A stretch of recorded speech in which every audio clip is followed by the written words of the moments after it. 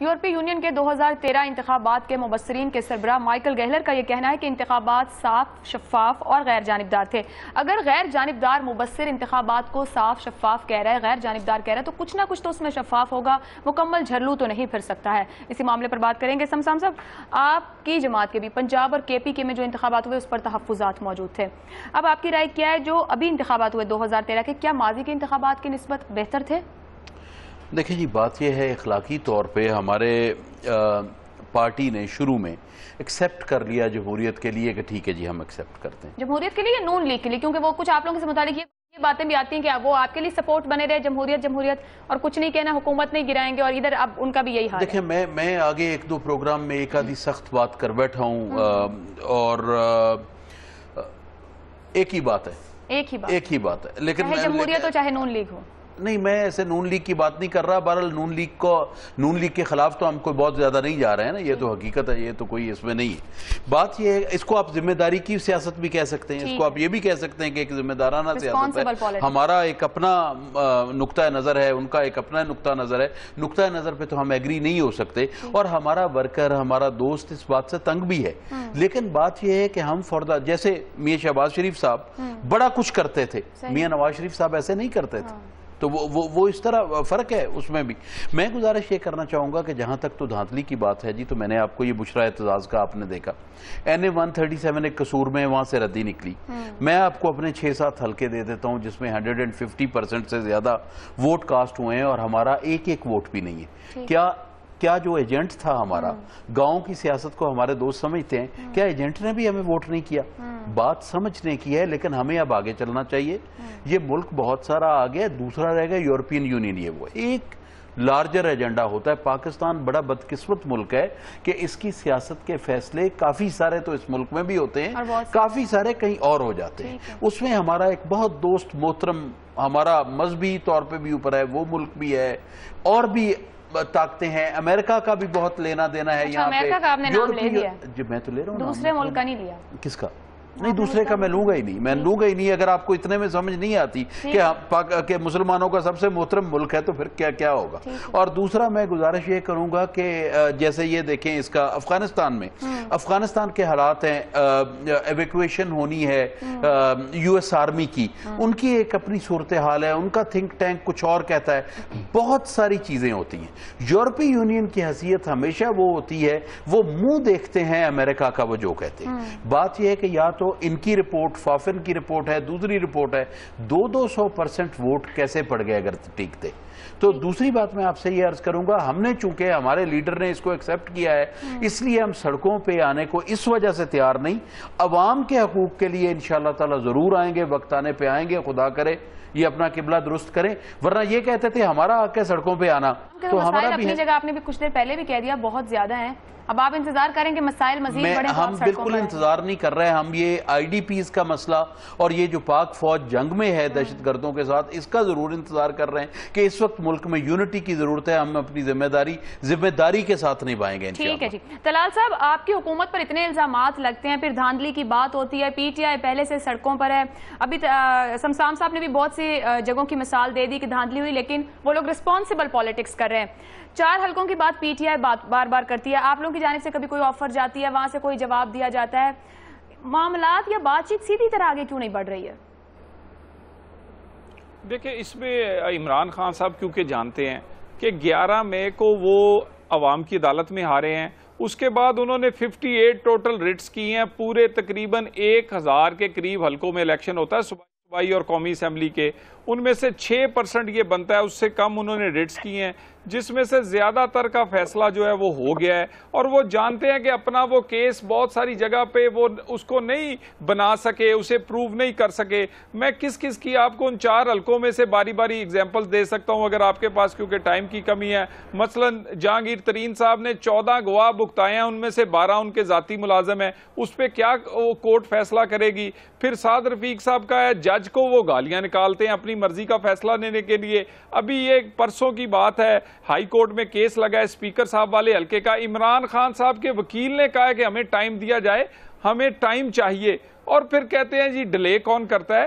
تو کہنے کا مطلب ہے عمران خان صاحب جانتے ہیں۔ ایک اور بات کا جواب دیجئے گا کہ آپ لوگوں کی جانب سے پی ٹی آئی کو مذاکرات کی دعوت دی گئی، یہ کہا گیا کہ بات چیت کی جائے، ان کی جانب سے کوئی جواب آیا ہے؟ کیا وہ آپ سے بات کرنا چاہتے ہیں؟ دیکھیں نا عمران، وہ بات کرنے ان کو، کیونکہ بات کرنے پہ اگر ٹیبل پہ بیٹھیں گے تو اس کے بعد تو ان کے پاس جواز باقی نہیں رہے گا، اور ان کی یہ جو سارا 14 اگست جو کہ ہمارا یوم آزادی ہے، جسے وہ یوم فساد اور یوم انتشار بنانا چاہتے ہیں، ان کے پاس کوئی جواز تو ہے نہیں۔ اگر الیکشن ریفارمز ہیں تو وہ پارلیمنٹ میں ہونے ہیں، اس کی کمیٹی بن چکی ہے، ابھی تک انہوں نے اپنے نام نہیں بھیجے، وہ بھیجیں تو انشاءاللہ وہ کمیٹی بن کے آئے گی، وہ اپنا کام کرے گی۔ اگر ٹرمینلز کی بات ہے تو وہ تو عدلیہ نے اور ٹرمینلز نے، الیکشن کمیشن نے کرنا ہے، حکومت کا کوئی لین دین نہیں۔ صرف مسئلہ یہ ہے کہ کے پی کے کی سال کی کارکردگی جو ہے نا، وہ اس نے سب ان کا پول کھول دیا ہے۔ اب اگر یہ 5 سال انتظار کریں تو شاید عمران خان صاحب خود بھی قومی اسمبلی کے ممبر نہ بن سکیں، وزیر اعظم بننا تو دور کی بات۔ وہ اس وجہ سے اپنی کارکردگی چھپانے کے لیے اور اس پاکستان میں انریسٹ کو بڑھانے کے لیے اس وقت جب آپریشن چل رہا ہے تو انہوں نے اپنے آپ کھل کے بولے، میدان خالی ہے، پجی جاؤ کلے ہی پجڑا۔ اچھا، یہاں پہ ہمیں جوائن کیا ایم کیو ایم کے آصف حسنین صاحب نے، طلعت صاحب میں ان کا پوائنٹ لینا چاہوں گا۔ پہلے بھی آپ سے کہا ہے کہ وہ بیٹھے نہیں ہیں، لیکن میں تو کوئی نہیں ہے یہاں پہ، یقیناً دینا پڑے گا۔ آصف حسنین صاحب، ایک تو پوائنٹ آپ سے جو کہ ہم پہلے بات کرے، وہ ہم اس پر بات کر رہے تھے کہ جو ریفرنسز دائر کیے گئے ہیں، ایک دائر کیا گیا ارسلان افتخار کی جانب سے عمران خان کے خلاف، اور وہ دائر کرنے جا رہے ہیں، دستاویزات حاصل کر رہے ہیں، اور دوسرا P T I Mian Nawaz Sharif پر کہ وہ صادق اور امین نہیں رہے۔ متحدہ قومی موومنٹ کا آرٹیکل 62 اور 63 پر کیا ٹیک ہے؟ کیا یہ واقعی لاگو ہو رہی ہے، اور ہمارے لوگ جب عوامی نمائندے سامنے آ رہے ہیں وہ 62 63 سے فلٹر ہو کر نکل رہے ہیں، یا پھر اس کا کوئی فائدہ دکھائی نہیں دیتا، یہ صرف سیاسی شعبہ بازی اور اسی کے لیے تماشا لگایا جاتا ہے اور اسی کے لیے استعمال کیا جاتا ہے؟ بسم اللہ الرحمن الرحیم۔ دیکھیں، ایک چیز تو بڑی اہم ہے جس کو سمجھنے کی انتہائی ضرورت ہے کہ 6 سال ہوا ہے یہ الیکشن، پچھلے 5 سال ہماری جمہوریت رہی جس کا تسلسل کنٹینیو رہا، اور یہ 1 سال یہ جمہوریت رہی۔ اس 6 سال کے اس دورانیے میں اگر دیکھا جائے تو پاکستان کی تمام تر سیاسی جماعتیں، بیشتر جس میں کہا جائے، اور پاکستان کے لوگ اس بات پر تو کم از کم متفق ہو گئے ہیں کہ جی پاکستان کے اس جمہوری سسٹم کے بعد جو اسٹیبلٹی آنی چاہیے تھی وہ نہیں آ سکی، جو ادارے مضبوط ہونے چاہیے تھے وہ ادارے مضبوط نہیں ہو سکے، خواہ وہ الیکشن کا الیکٹورل سسٹم ہو یا حکومتی کارکردگی ہو۔ یہ ساری چیزیں اب انتہائی جو ریزرویشن جو سامنے آ رہی ہے وہ یہ آ رہی ہے کہ خدا نہ خاصہ اس صورتحال سے لوگوں کا اعتماد اس جمہوریت پر سے ختم نہ ہو جائے، کیونکہ لوگوں کے جو معاملات و مسائل جس تیزی سے بڑھتے چلے آ رہے ہیں، ہم اس بات پر تو ہیں کہ جی اپنے عدالتوں میں ہم جاتے ہیں کہ جی عمران خان صاحب کا یہ میٹر ہے، ہم اس بات پر تو جا رہے ہیں کہ جی الیکشن میں جو ہے وہ دھاندلی ہوئی ہے، ہم اس بات پر تو جو ہے وہ جا رہے ہیں کہ جی پاکستان میں، لیکن مجھے بتایا کہ پاکستان کے جو اس موجودہ سسٹم میں جو لوگوں کے معاملات اور مسائل ہیں وہ انتہائی حد تک چلے جا رہے ہیں، جہاں لوگ اس بات سے ناامید ہوتے جا رہے ہیں۔ عمران خان کے خلاف متحدہ قومی موومنٹ کے فاروق ستار صاحب نے بھی ریفرنس ڈالا تھا، اس کا کیا بنا؟ وہ کیوں ڈالا گیا تھا؟ دیکھیں، جہاں تک ریفرنس کا تعلق ہے، یہ ساری چیزیں تو چلتی رہی ہیں، چلتی رہیں گی۔ پی ٹی آئی نے کراچی کے الیکشن میں 7 حلقوں میں ایم کیو ایم کے خلاف ریفرنس داخل کیے تھے، ایم کیو ایم کے خلاف گئے تھے، اور 7 کے 7 حلقوں میں عدالتوں نے ایم کیو ایم کو جو ہے اس سے بری کیا ہے کہ جی یہ ساری چیزیں جو ہے جتنی بھی انہوں نے الیکشن میں جمع کی تھی وہ ساری جو ہے وہ سسٹم میں انہوں نے باہر کی ہیں۔ میں پھر یہ کہوں گا کہ دیکھیں، اگر جو بھی صورتحال ہے اس میں ہمیں دیکھنا یہ ہے کہ پہلے جو اس وقت ہمارا موجودہ مسئلہ ہے، شمالی علاقہ جات میں لڑائی ہو رہی ہے، فوج وہاں انوالو ہے، پاکستان کے انٹرنل صورتحال خرابی کی طرف ہے، جو آپ کی صورتحال میں جو ریباؤنڈ کنٹینیو آتا رہا ہے یا جس کی اب امید ہے اس کی صورتحال، اور جس طرح ابھی ذکر ہو رہا تھا کہ جو انٹرنیشنلی جو آپ کے بارڈرز کے باہر جو صورتحال اس وقت بن رہی ہے، جو نیبر کنٹریز میں صورتحال بن رہی ہے، جو اس پوری ریاست میں صورتحال بن رہی ہے، اس کے سارا امپیکٹ تو پاکستان کے اوپر آ رہا ہے، پاکستان کا تو نام آ رہا ہے ان ساری چیزوں میں۔ تو پھر وہ کون سی وجوہات ہے کہ ہم ساری چیزوں کو ریئلائز نہیں کر پا رہے اور ہم چیزوں کو بہتری طرف نہیں لے اور ہمارا دھیان صرف دھاندلی اور حکومت کے خلاف دھرنے اور مارچ اور اس کے اوپر ہے، باتیں پھر کی جاتی ہیں کہ آپریشن کی طرف دھیان دیا جائے یا آئی ڈی بی کی طرف۔ جسٹس طارق صاحب، انتخابات ہو جائیں، حکومت وجود میں آ گئی، اسمبلیاں بن گئیں، آئینی اور قانونی طریقہ کیا ہے حکومت کو رخصت کرنے کے لیے، یا صرف دھاندلی کے الزامات لگا کر حکومتیں بھیجی جا سکتی ہیں؟ آئینی طریقہ تو بی صرف ایک ہے، اور وہ یہ ہے کہ میاں صاحب جو ہے نا آج اسمبلی ڈیزالو کر سکتے ہیں اور نئے الیکشن ہو سکتے ہیں، لیکن اس میں عمران خان صاحب کو ایک بات سوچنی ہوگی کہ اگر آج الیکشن کا اعلان ہو جائے، اسمبلی ڈیزالو ہو جائے، تو الیکشن اسی قانون کے تحت ہوں گے، اسی آئینی پروویژن کے تحت ہوں گے جو اس وقت موجود ہے۔ تو سوچنے والی بات یہ ہے کہ اگر یہ الیکشن کے معاملات یا constitution provision relating to chief election commission etcetera سارا غلط ہے، تو پھر یہ 13 مہینے جو ضائع کیے یہ ضائع نہیں کرنے چاہیے تھے، پارلیمنٹ کے اندر جو ہے ترامیم کرنی چاہیے تھی۔ تو دیکھیں یہ مسئلہ حل نہیں ہوگا۔ اور دوسری بات یہ ہے کہ یہ جو الیکشن ہے نا، مجھے نہیں پتا دھاندلی ہوئی ہے نہیں، لیکن ایک بات بتا دوں، دھاندلی اگر ہوئی ہے تو لوگوں نے کی ہے، سسٹم نے نہیں کی۔ اس کی ایک مثال دے لیں، دیکھیں یہ پہلی مرتبہ ہوا کہ وہ لسٹیں بنی جس میں ووٹرز کا آئی ڈی کارڈ کا نمبر لکھا ہوا تھا، مردوں کے حد تک یہ فوٹویں لگی ہوئی تھی، اور ہر آدمی کے لیے ضروری تھا کہ وہ شناختی کارڈ اوریجنل جو ہے پیش کرے۔ مجھے بتائیں کہ اگر وہاں پر ایماندار لوگ بیٹھے ہوتے، ہمارے جیسے بے ایمان لوگ نہ بیٹھے ہوتے، وہاں تو ایجنٹ کی بھی ضرورت نہیں تھی۔ لیکن بات یہ ہے کہ آپ کتنا ہی اچھا سسٹم لے آئے، اگر ہم بے ایمان لوگ ہی وہاں پر بیٹھیں گے تو پھر رزلٹ یہ نکلے گا۔ اور دوسری بات یہ ہے کہ قانون کے تحت چلو دھاندلی تو ہمیشہ ہوتی ہے، مان لیتے ہیں، جس کا زور لگتا ہے وہ کرتا ہے، لیکن قانون میں ایک طریقہ کار ہے نا بھائی، آپ ٹریبونل میں جائیں، وہاں جا کے ثابت کریں اور پھر ججمنٹس لے لیں۔ اور اس میں تھوڑی سی بہتری آئی ہے، پہلے 5-5 سال سے کیسوں کا فیصلہ نہیں ہوتا تھا، لیکن اب آپ مان لیجئے کہ بہت سے کیسوں کا فیصلہ ہو بھی گیا ہے۔ تو میرا کہنا ہے کہ اگر اس سسٹم میں برائی ہے تو وہ جو ہے دھرنوں سے فیصلہ نہیں ہوگا، لانگ مارچ سے فیصلہ نہیں ہوگا، پارلیمنٹ کے اندر جا کے قانون کو تبدیل کرنا پڑے گا، جو کہ اب کمیٹی بنی بھی ہے۔ تو یہ کام جو آج ہو رہا ہے یہ مئی کے فوراً بعد ہونا چاہیے تھا۔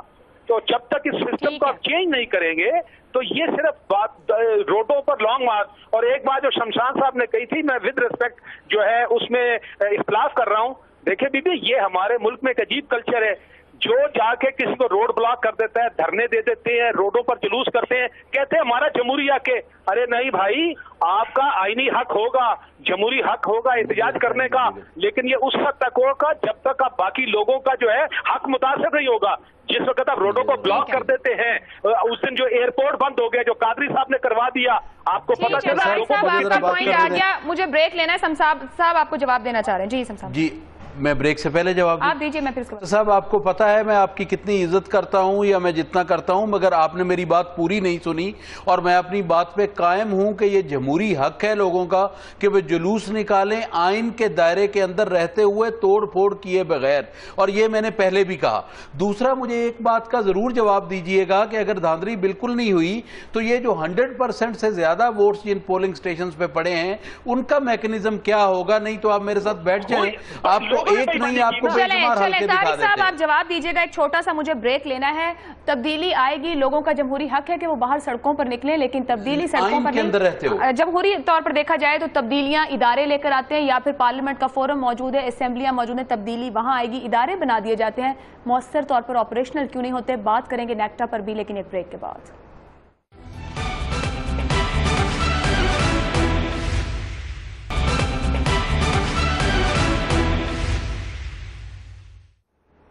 آج اسلام آباد ہائی کورٹ نے national counter terrorism authority NACTA کو وزارت داخلہ سے ہٹا کر دوبارہ وزیر اعظم کے ماتحت کرنے کا فیصلہ سنایا، ساتھ ہی نیکٹا کے سربراہ کو ہٹا دیا گیا ہے، اور 3 جنوری کے بعد کے تمام فیصلے بھی کالعدم کر دیے گئے ہیں۔ ادارے بنائے جاتے ہیں تو پھر وہ آپریشنل کیوں نہیں ہوتے؟ آخر نیکٹا بنایا کیوں گیا تھا اور اب تک یہ کیوں نہیں مؤثر طور پر کام کر پا رہا ہے؟ سمسام صاحب، آپ کے دور حکومت میں کام شروع ہوا، نیکٹا آج تک آپریشنل نہیں، وزیر اعظم کے نیچے کام کرنا تھا، پھر اس کو تقسیم کیا گیا کہ ایڈمنسٹریٹیولی وزیر اعظم کے پاس، آپریشنل انٹیریئر منسٹری کے پاس، اب اسلام آباد ہائی کورٹ نے پھر واپس وزیر اعظم کے پاس بھیج دیا۔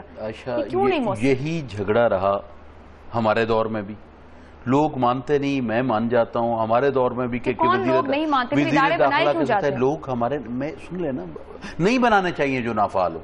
वज़ीर दाखिला के नीचे रहेगा, वज़ीर आज़म के साथ रहेगा। बात तो एक है, अगर वज़ीर दाखिला के नीचे भी रहे तो टेक्निकली प्राइम मिनिस्टर जो होता है वो तो तमाम इदारों का सरबराह होता है। जो वज़ीर आला को सैक कर सकता है तो उसके वज़ीर दाखिला को सैक कर सकता है तो उसके लिए क्या मसला है, वो तो हेड है ही है।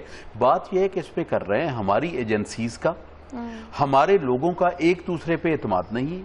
हमारी पाकिस्तान की सोसाइटी का एक अलमिया ये है कि हम अपने आप को ईमानदार और कैपेबल समझते हैं, बाकी तमाम को बेईमान समझते हैं। जब तक तमाम agencies, police, law enforcement agencies, intelligence agencies and civil and military establishment एक पेज पे नहीं होगी, ना नेक्टा चला है ना चलेगा। मुझे एक और बात का जवाब दी, सियासी हुकूमतें क्यों फैसले करने में नाकाम नजर आती हैं?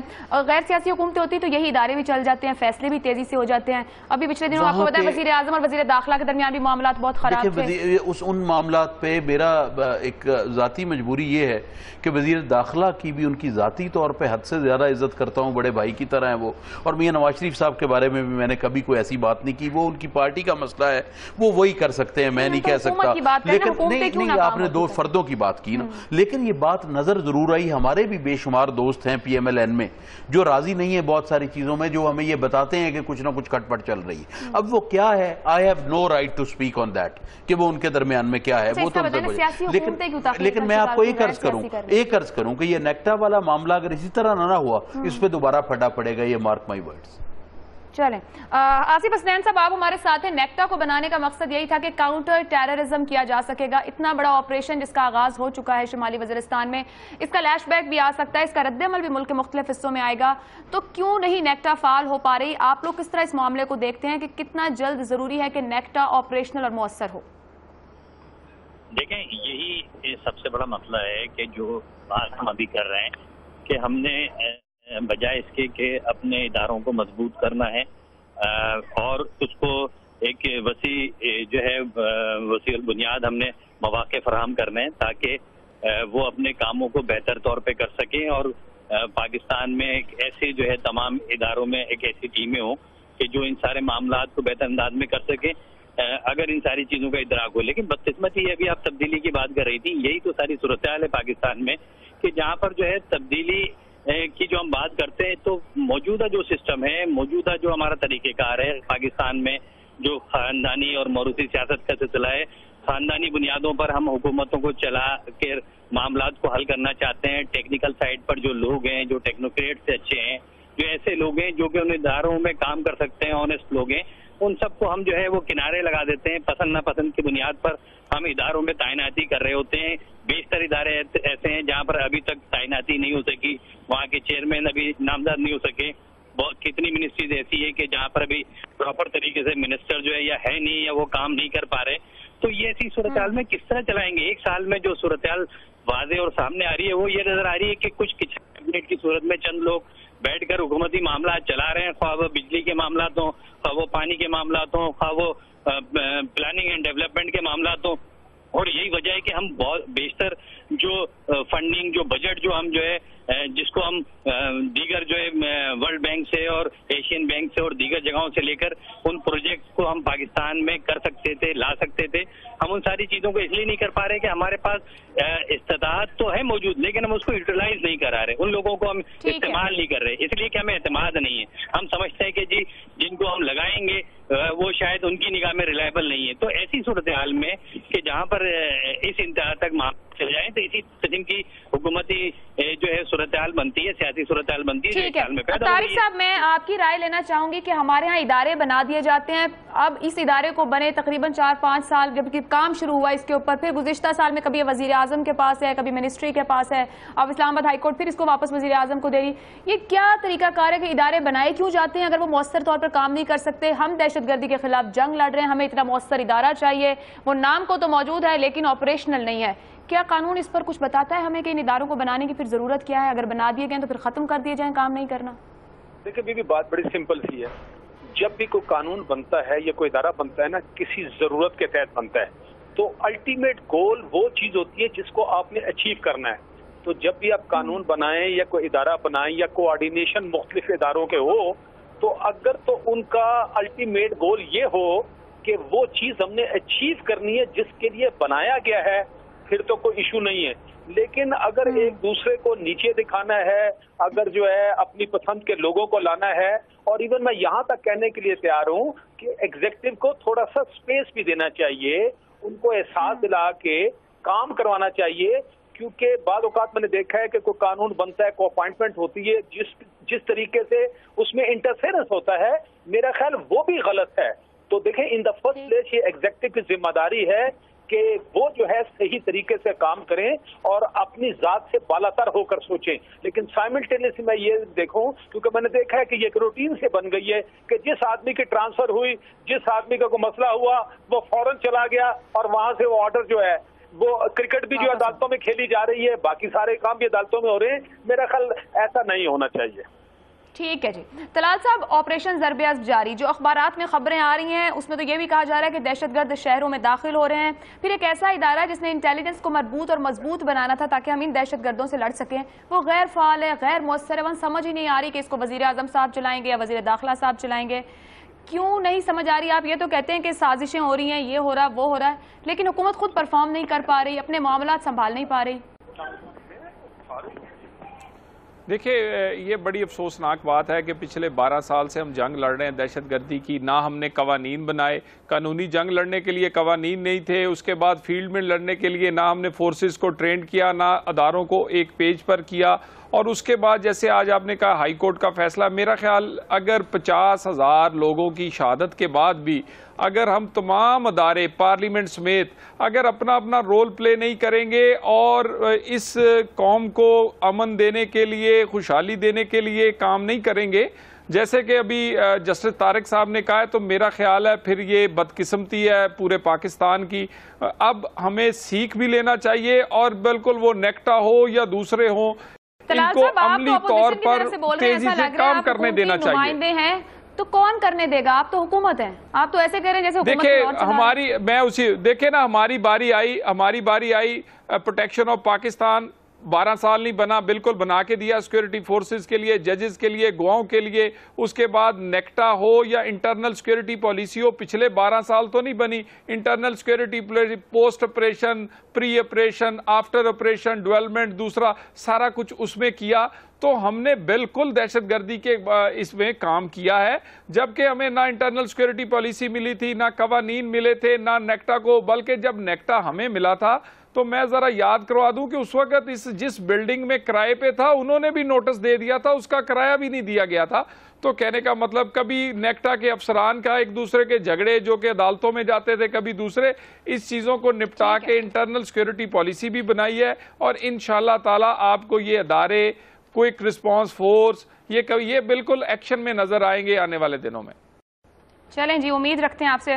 بہت بہت شکریہ طلال چودھری صاحب، مسلم لیگ نون کے رہنما ہمارے ساتھ تھے. سمسام بخاری صاحب پاکستان پیپلز پارٹی کے رہنما نے ہمیں جوائن کیا. ریٹائرڈ طارق محمود صاحب ماہر قانون، بہت شکریہ نیوز روم میں جوائن کرنے کے لیے. متحدہ قومی موومنٹ کے آصف حسنین صاحب، آپ کا بھی بہت شکریہ نیوز روم میں جوائن کرنے کے لیے. گفتگو آپ نے ساری سن لی. اصول، ضابطے، قواعد اور سچ، جی ہاں سچ، یہ سب کچھ کہیں گم ہو کر رہ گیا ہے. اگر دکھائی دیتا ہے یا نظر آتا ہے تو وہ صرف ہے بدلہ، جھوٹ، مفاد اور منافقت. اگر یہ سب کچھ ہوگا تو ادارے کیسے چلیں گے، معاشرہ کیسے آگے بڑھے گا؟ اور اگر ادارے نہیں چلیں گے تو حکومتیں کس طرح سے کام کر سکتی ہیں؟ یہ ایک سوالیہ نشان ہے حکمرانوں کے بھی سوچنے کے لیے. نیوز روم سے اجازت دیجیے گا. اللہ حافظ.